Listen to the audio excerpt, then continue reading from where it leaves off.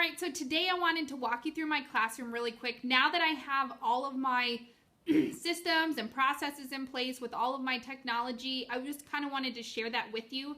I probably get just as many questions on, well, how do you not lose any of your devices, or how do you make sure kids aren't taking stuff, than I do on how do you actually teach math on an iPad.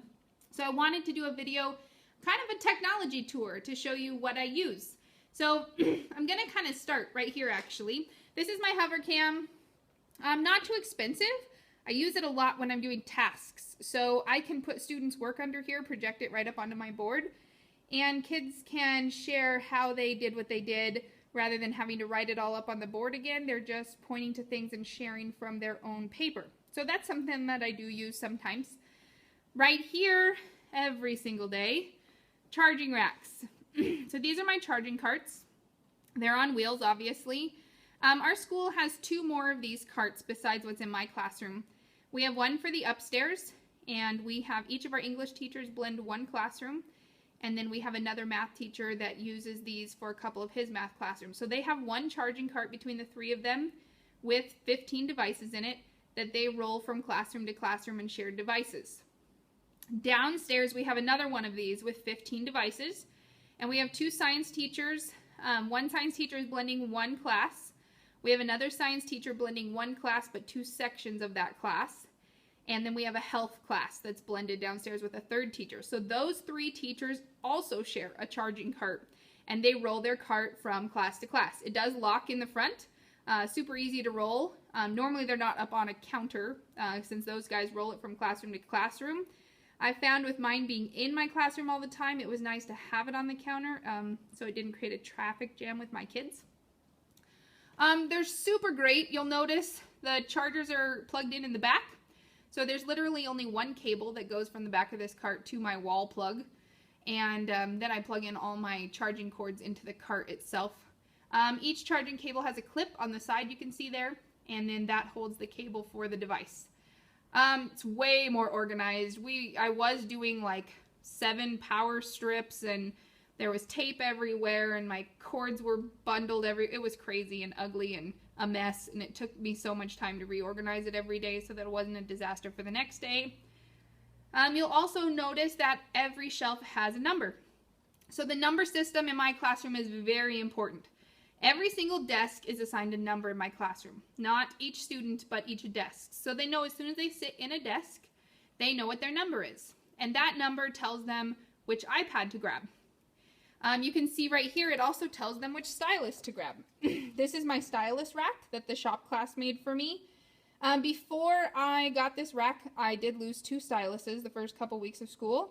But since getting the rack, I actually haven't even lost 1 stylus, which is pretty amazing in a high school classroom.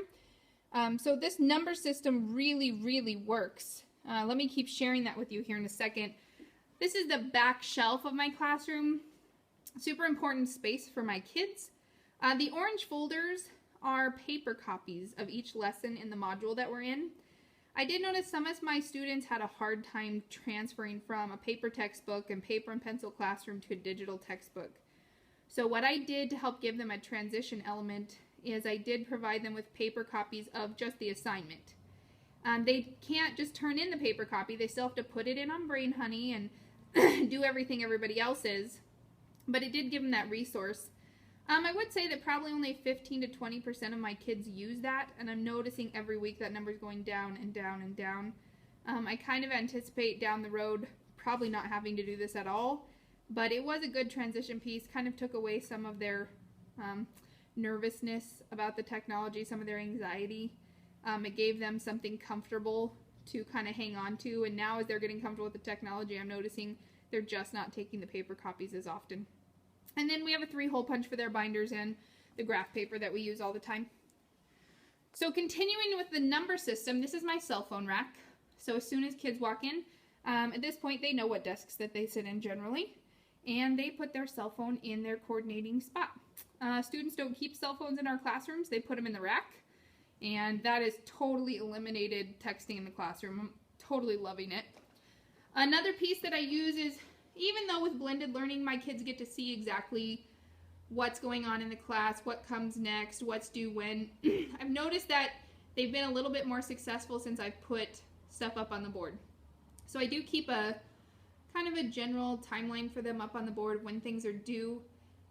The benefit, I think, again, this is just a transition element that's really helped them, gives them something a little more tangible than digital things. And I didn't do this the first couple weeks of school, and I noticed once I started putting it up on the board, it did really help. I'm not sure that I'll do it forever, but right now it's definitely a really good thing as my kids are getting more and more comfortable with blended learning. More on my number system. I just put this up last week. I'm just thinking, you know, I'm keeping track of my iPad's great, but I was getting a little nervous with my graphing calculators. They're not cheap. And so I created a rack for my graphing calculators also.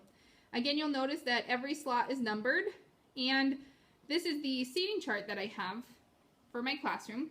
This stays on the board every single day. And so as soon as a student walks in, say they sit in desk number 4, they know they grab the calculator from slot 4, they put their cell phone in slot 4, they grab the iPad from rack 4, they grab the stylus from rack 4. It's just totally all coordinated together.